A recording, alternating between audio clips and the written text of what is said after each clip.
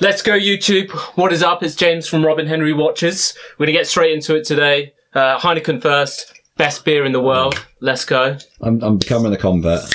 You don't need to become a convert. Are you having one? Oh, yeah. Oh, you want me to pass it? Sharing is caring. Yeah, there's kind of a camera in the way. It's most definitely the best beer in the world. I mean, right. Cheers. Quick wristwatch check today. I'm wearing my Cartier Vendome. Super beautiful watch. Size, men, women, slender wrists, those of us. Awesome watch. I'm surprised really cool. It hasn't moved yet. The Vendome isn't the most popular Cartier, so it takes a certain niche. There's certainly a lot of people wearing them. It was featured in Hodinkee recently in some article they did. So it's super cool, and in terms of a value proposition, if you're wanting to get into Cartier, that's your one. So this week, the news broke yesterday, about Bremont, the British watchmaker, that they've come up with a new movement. Ooh. And also releasing a new watch as well. They do their special releases once a year where they find some artifact, ram it into a watch and charge people a fortune for it. But that's the British way to do things. They've done all sorts over the years. They've done the Wright Flyer, which we'll be talking about because of the movement fiasco. They've done the Code Breaker. They did one with I was going to say a pirate ship. It wasn't. It was the HMS something. I should have. We're good at that. The only reason there's pyramids in Egypt is we can't fit them in a museum, so we might as well carry on. They always take a bit of something to put in. I'm okay with Bremont. They're very divisive amongst the watch community. People love them, hate them, neutral, whatever. If you're ever reading anything about them on Hodinkee, the comment section is like a war zone of keyboard warriors threatening each other and disgust. Don't worry, you'll be reading more on Hodinkee soon. I'm sure it's an in-house movement, I take it. That's what we're discussing. Well. That's what we're discussing. I used to be quite a fan of Bremont, not saying I'm not anymore, but probably in about 2014, 2016, I had quite a few. I'm a fan of the Martin Baker range. I would say now, though, their standard case proportions aren't to my style anymore because they're 43mm, they're quite thick. They're tool watches, with, obviously without outsourced movements up until now. But they make a good quality watch and it's very hard wearing. The price point on the basic ranges is okay, maybe a little bit high, but it's not up there with the big boys. So it's a good option. So in terms of the movement, so the movement which they've come out with now is called the ENG300. I think before we talk about it, we go back to 2014 when they did their yearly release of a watch where it had I think it was part of the wings from the plane of the first plane, the Wright Flyer. Right. The mistake that they made at that time, they're not the only ones to be guilty of this, but they said, with our new in-house movement. What they got found out for is they had actually bought the movement and someone recognized the architecture of the movement. I'm going to butcher the name here. Le Jus Perret. It was their movement. They're a movement maker and they basically used their movement, bought it obviously, but passed it off as their own. Watch collectors obsess over in-house, although I would say that has declined a little bit and they got torn apart badly to the point they had to do an official public apology for being, I would say this, they wanted to say, we've been disingenuous. We haven't lied, but maybe we were a bit missing. So they had to do an apology and it upset a lot of people, rightly so, because the Wright Flyers, they weren't cheap watches. They were about 18 grand roughly for a steel model. So these aren't cheap watches. So if you're selling, people these expensive watches and saying you're getting an in-house movement, I would also say this though, they are not the first. There are many brands that are very disingenuous with the truth and have been over the years. There's many great examples. Panerai, looking at you, IWC, other companies. So, they're not alone, but they got caught out. I guess you could say they didn't make the right decision. Worst joke of YouTube of 2020. It's all right. It's plain sailing from here on in. What they've done this time is they've been quite nervous to announce this new movement, and so they should be themselves. Have we checked it's in-house this time? We're going to get there. Yeah. But to be fair to them, they have allowed reporters in, and they've gone nearly full disclosure this time. They haven't disclosed everything because there's certain kind of IP elements which they haven't wanted to disclose, which is fair enough. So they've been trying for many, many years to go with an in-house movement. That's been their dream, their goal, but it's prohibitively expensive. And we're not talking like, oh, it's a couple of mil. It's a lot to produce your own in-house movement. So they bought in a watchmaker and movement designer. His name is Stephen McDonald, Irish guy. He was a senior instructor at Switzerland's prestigious Vostok watchmaking school and worked at MB&F, Christopher Claret, a few other places.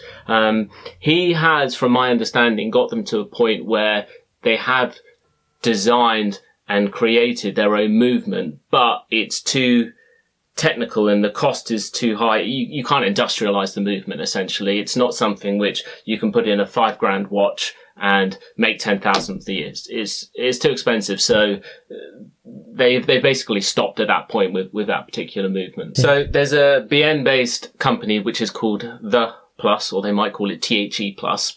This company was formed with their whole idea was when Swatch, going back a few years, or quite a few, more than a few years now, when Swatch said, and Swatch manufactured the ETA movement, which everyone generally buys, it's a workhorse, reliable, cheap movement that other brands stick in their watches and then charge a fortune for.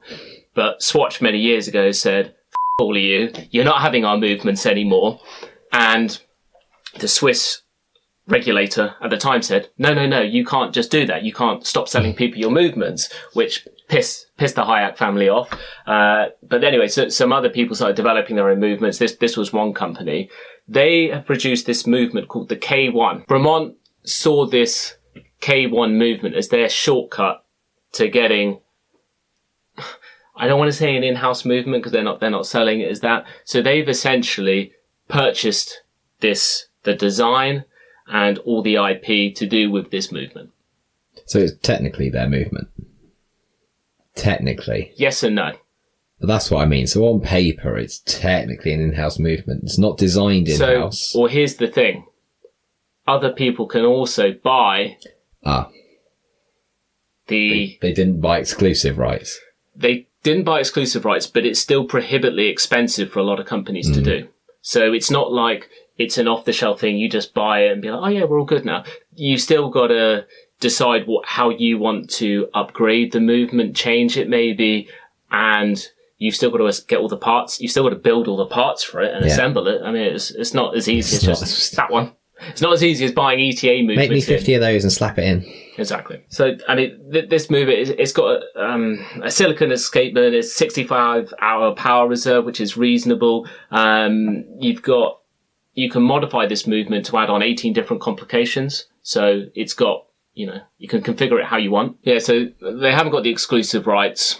So other people can do it, although the costs are, like I said, they're very prohibitive. This movement, it is more advanced than an ETA movement. It will run to a higher specification. As we know, kind of Rolex holds itself to a high standard of +2 seconds a day. You've got an ETA which runs -4 +6. They reckon it's going to be plus or minus about 3 seconds. They're going to do all the regulation. They're going to have to because they're going to manufacture this movement in England. It can't be COSC certified because the Swiss won't touch it because it's not a Swiss watch, essentially.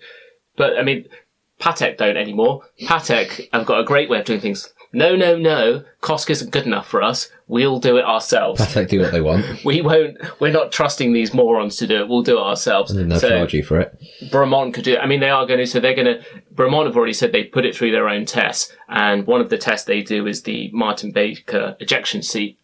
They've done it to this movement and it's passed. In terms of customizations, they've said, what have they done? They've done high-end finishes, pushing it well beyond the original aesthetic design, giving it a Bremont look, blah, blah, blah, blah, blah, blah, done their own polishing, blah, blah, blah. Oh, wow, they can polish. You'd expect so. Well done. Some of the nuances of the IP transfer, they're not disclosing all of it. They've done more. It's not just modifying. They said they have upgraded it. So in terms of what they're manufacturing, some of it is done in the UK. They've also said, so some of the parts are going to be done in Switzerland and sent back to the UK. So the end goal for Bremont with this movement is that it's going to go into hopefully all of their watches. Bremont say they do about They make about 10,000 watches a year. Their goal for the next year is to have this in about 5,000 watches. So it's relatively ambitious. Yes, they are outsourcing some parts from Switzerland. A lot of it is being done in-house, and they're assembling it in-house, upgrading it and regulating and whatnot in-house. So I guess the final question that everyone's really thinking, is it in-house or is it not? Bremont have said, and I quote, they're going to refer to this as a Bremont manufactured movement, which by definition is correct. I would say that watch collectors are less focused on it. The other thing is it's so open to abuse, the term in-house movement.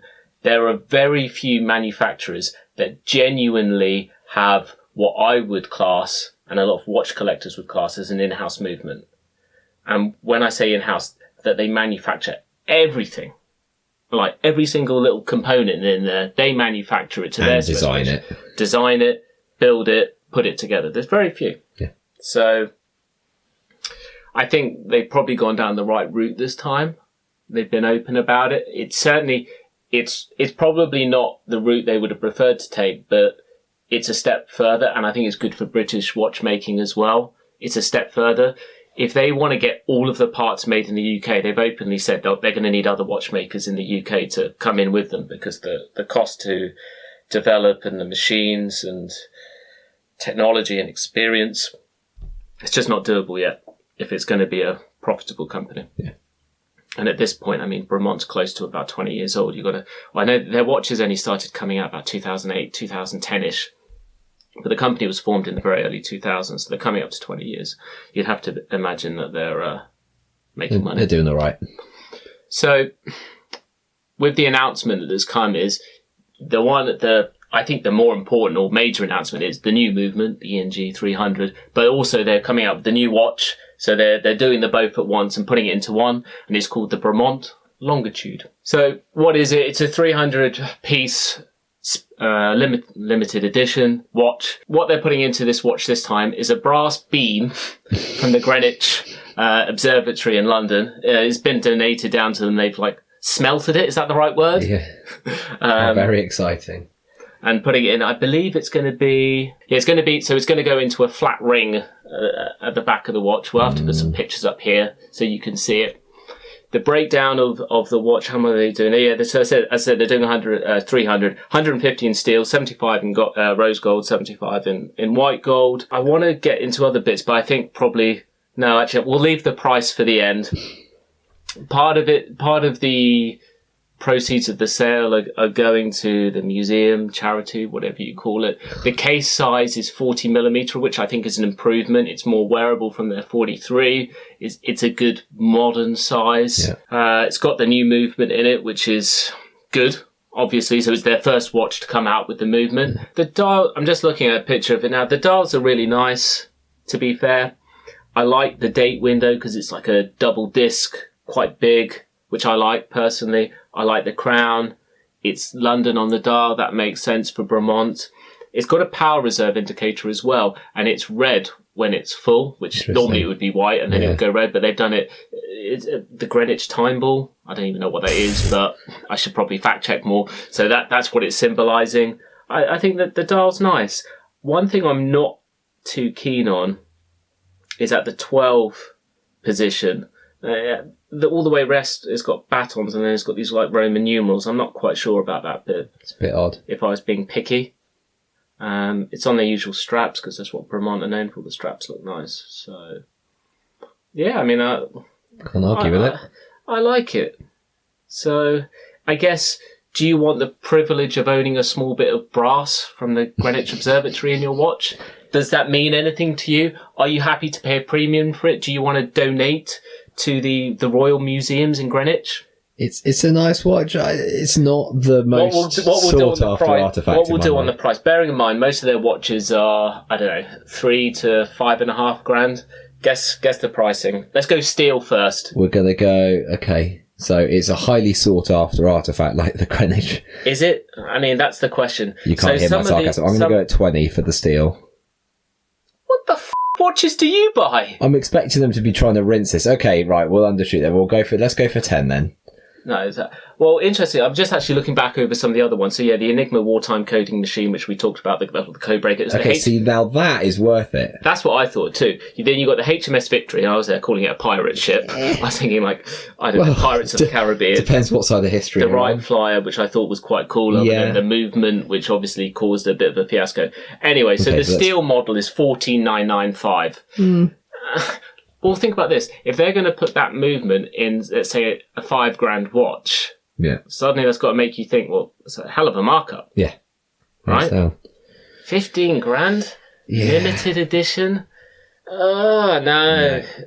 If it was something like we said before, if it was something like the Enigma or the Wright... You got the rose gold is 29,995 and then the white gold is 21,995. I mean, maybe I could stomach those because they're precious metal, but $15,000 for a Bremont. This is where, listen, they obviously people buy them. When they did the Wright Flyers, they were still around on the market for quite a few years afterwards. Bremont's limited editions are very hit and miss. Sometimes they're snapped up, and to be fair, the residual values on some of them go up. Yeah. I don't know what I'm going to say a good investment because watches aren't investments, but, well, depends on who you speak to. Some of them, they'll absolutely tank it. So I was looking at the Wright Flyer for years afterwards. I could still find new models. And there was one on sale. I think it was through Selfridges. And I could basically have got that watch at half price. So that's the sort of thing I'd expect to move. I don't expect this to move. But here's the thing. At the time, I was like... So I checked with a few dealers. This was obviously before I was into doing this. And I was like, what would you give me for it? Not looking to profit on it. Because no one's flipping Bremonts for profit. But I was just thinking, like, if I want to get out of this, and even at half price, they would have paid me less.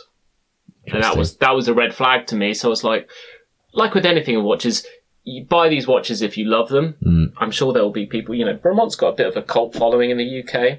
Which makes sense. Even in America, actually, there's quite a few people that claim Americans love British, though. It sounds ridiculous. Do they?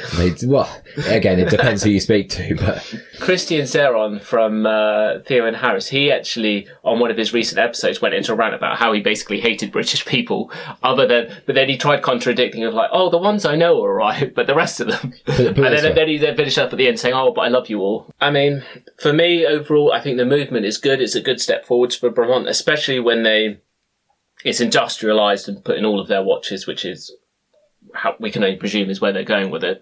I think that's great. This particular watch, what would I pay for it? The steel one, 7. That would be my number. It's good, but at that price, I'll give it a meh. I think $7,000. I'd be like, it's the first watch for the movement in. It's got a bit of brass in it. I could strip the brass out and sell it. Oh no, that's like copper. People do that with, isn't it? Yeah. What are you going to do with brass? God, I wonder if it's going to patina in there and just go all like manky and get mould on it. Maybe not because it's sealed inside, so it's not going to have the air to it. So it should be fine. Yeah, I don't know. You have to get some brasso on it. It's like I get why they've done it because obviously the time link with they always do a limited edition each year with an artifact in it and a charity element, which is good, but it depends how much are they giving to the charity. I haven't found that disclosed. Maybe I haven't fact checked. Maybe it's in a press release and I haven't read it. So if I am, hit me up in the comments and blow me up for it. But I think they're placing too much value on the link between obviously Greenwich and time and watches. I thought for me always the Wright Flyer, because it had part of the wings of the first plane. I thought, well, that's pretty cool. That's very cool. Yeah. I mean, you're talking like... It doesn't matter. But that's the thing. It doesn't really matter. You go around and you say, oh, yeah, I've got a bit of the Wright Brothers plane. That's cool. It was a good-looking watch in a really nice presentation box, which obviously means nothing because you don't wear it. But it was nicely done. That was an expensive one. I think that was about... I want to say about $18,000 on the steel one. See, that's kind of okay. It's a serious piece of history. They upset everyone of the movement. This time, they've been open about it. General feedback, it's hard to tell because obviously by the time this comes out, we're about a week behind. Feedback has been mixed so far from what I've seen online. There's a lot of people like, no, screw them, they're a bunch of liars. People don't like their marketing, which, listen, I think some people, I'm not overly affected by marketing, so I'll make up my own decision. Having like Breitling with their Breitling squad with Brad Pitt, that doesn't make me buy a watch. I mean, the guy advertises coffee machines, for God's sakes. So, he can be bought like anyone can. So, yeah, I'm meh on the watch. It's overpriced. Yeah. I like it. I'd have one, I'd wear it, but I wouldn't pay. They're placing too much value on that particular. But other than that, I do think it's a good thing for British watchmaking. I think it's good for Bremont, and watch collectors win at the end of it. Hopefully, as long as they industrialise it, it's a decent price. Yeah. But anyway, let me know your thoughts. Put in the comments below. Love it, hate it. Want to hear your feedback? Yeah. Anyway, I'm bored of Bremont. Okay. I want to see some Rolex. Right. So. We've already had some in today, but they've already gone straight out again. But we do have this one. It is... I was going to do a little drum roll. Get your coffees out. The coffees? Yeah. It ain't Kermit this time. Too much alcohol. You might see in the pictures, so it'll be up on the website. It's still got some plastic wrapping on it, which isn't the original stickers, but it is brand new, unworn, unsized... It is the Rolex Starbucks. The reference is the I can't even remember it right. It's the 126610 LV. These have always been like the LV reference with the green. Obviously, the last one was the Hulk, and you had the green dial, green bezel. This one is just the green on the bezel. Someone asked me on Instagram. They messaged me when I put up a picture of it, and they're like, "What do you prefer? Do you prefer this one, or do you prefer the Hulk?" This, hands down, it's got to be. I had a thought about it. I owned the Hulk. Interesting story. That back a few years, when you could still buy Rolex, I walked past the Rolex AD Christmas Eve and saw a Hulk in the window. Straight in there. Christmas Eve. £5,100 I think I paid for that. Yeah. Here's the joke of it though. I sold it about 3 months later for exactly the same price I bought it, and I thought I did well. That's where the Rolex were, that it would hold their money. You sold a Rolex? I know. Naughty. So yeah, it's super cool. The bracelet hasn't been adjusted. It's a full set. It's got box papers. It's super cool, and it will be, well, certainly at the time of this, it is by far the cheapest in the UK right now. The cheapest that I've found so far is £15,500. Going towards the holidays, the hype pieces, which this is one, the prices are going to go up for sure. So in relative terms, it's a good deal. This is certainly a watch that you can buy, wear it for a couple of years, and providing the world hasn't gone to you'll get your money back. Probably do well out of it. You're not going to lose money on it, and you're going to make a few pound notes at the end of it. So yeah, it's a super cool watch. Probably for me, my favorite Rolex line is the GMT line, but this is just, like any Rolex, it's just like a cool watch. I like the date models as well. I just think it's just a cool watch. You can put it on, do anything with it. It looks good. Whether you're dressed up, you're casual, you can do anything in it. And if you're going to pick a colour, green's the way to go, isn't it? And that's what I think. And I don't think I actually answered the question of what I preferred, if it was the Hulk or this, when I got asked on it. And I did have a good think about it. And I genuinely, obviously I'm coming across as biased. I've got this one. I did settle on this one, and purely because the dial and the other one being green, it can clash with what you're wearing sometimes. It's a bit invasive, isn't it? This is a bit more, I said not just what you're wearing, it's just a bit more out there. This is a lot more subtle, but obviously for people that are into watch collecting or know Rolexes, when they see that green bezel, they'll be like, oh. Yeah. Either someone at the AD or, and you're a high roller, or, yeah, you had to go on the grey market and you spanked a few notes on it. So just a few. Yeah. It'll be up on the website, so check it out. Actually, it's still got the original caseback sticker on it, I think. But it's like wrapped up like a bloody couch in plastic. And so, yeah, leaving it on there. So, yeah, super cool watch. At a fair market price. Listen, I'm not going to be on here saying it's cheap. Of course it's not. It's got a few unimportant things with it as well. Box, papers, and the little green tag. Yeah. So should we take it outside and shoot it? No, I'm not. I'm not rolling that high at the moment. Anything that you want to discuss or, put your opinion on, drop it down in the comments below. Please like, comment, subscribe, hit the notification bell. If you want to check out our watches, robinhenrywatches.com. Yeah. Also, we're on Instagram at robinhenrywatches. We're on Facebook. Yeah, I think that's it. Stop saying that's it. That's it. It's a very bleak outcome. I'm out. Obviously, the amount of variations now from the ceramic models, the grey side of the moon, the dark side of the moon. I'm sure they've got one which has probably got the moon in it.